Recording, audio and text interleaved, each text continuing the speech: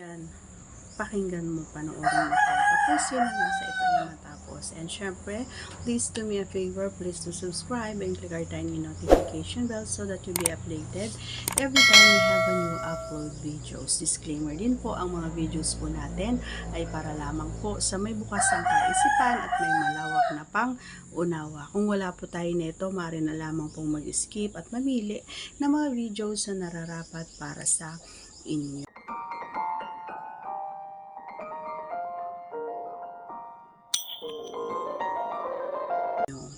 Okay. Alam niyo kasi mga idol, hindi ko naman sinabi na araw-araw niyo gawin ito, no? Pero, alam niyo ba,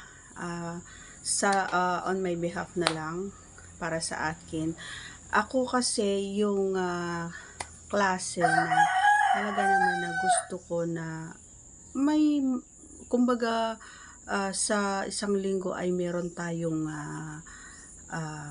gagawin na yung kaabang-abang, ganyan. So, ano nga ba yung sinabi ko kanina mula sa intro, ano mga ganyan. Ito yung kapag halimbawa ikaw ay mahiling no na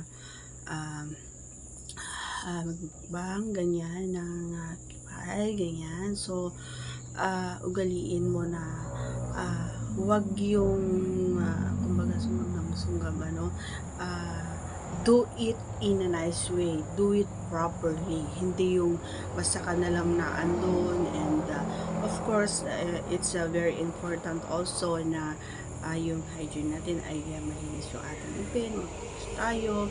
And alam nyo yung isa na mga, may video ako rito no na vlog ko na, pero ito ay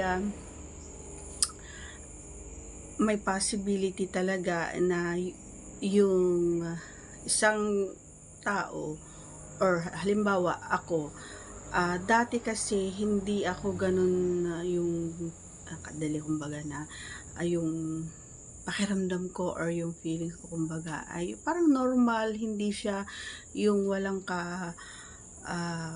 ka-excited kumbaga every time na kami ay may mukbang. Ayan.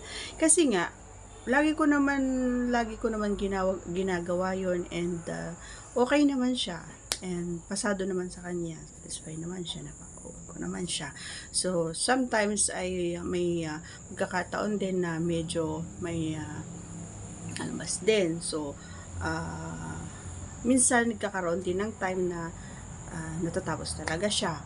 So depende na rin kasi yan the way or how ka magmukbang. And for me, kapag ikaw or siya yung gumaganap ng ganun, ay sinisiguro ko at sinasabihan ko talaga siya na dahan-dahan lang, careful, dapat unahin mo dito. Yan. Para sa akin kasi yung pinaka best para sa akin na part ay yung kapag naandun siya mismo sa may yon yung doon sa may intel. So kapag naandun siya, hindi dapat yung kumbaga yung may kumbaga no, hindi mo dapat ginagamitan ng ipin, kasi nga once ginamitan mo na ito mga idol ay nawawala kumbaga ng gana, o nawala yung gana ko, kasi nga may nasasaktan na ako, hindi nasasaktan yung nararamdaman ko, kundi nasasaktan na ako. So ugaliin gamitin yung ating kasi napaka-importante yon, kasi ito yung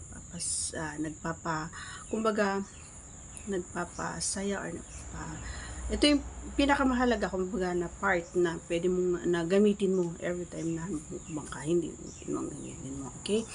And once more is subukan nyo rin, hindi ko sinasabi na gawin mo, no? Try mo lang if you want yung sinasabi natin na candy na medyo may anghang ng konti. Ayan, para alam mo kung bakit sinasabi ko to, na maiwas din ito na medyo masaan mo or maamoy mo kumbaga yung lasa. Kasi hindi natin maiwasan yan, kahit na nag-uus yan ay may lasa, may amoy pa din. Okay? So para naman na kahit na papano, kahit na nagmumukbang ka, is ang matitaste mo pa rin is yung lasa ng candy. Okay?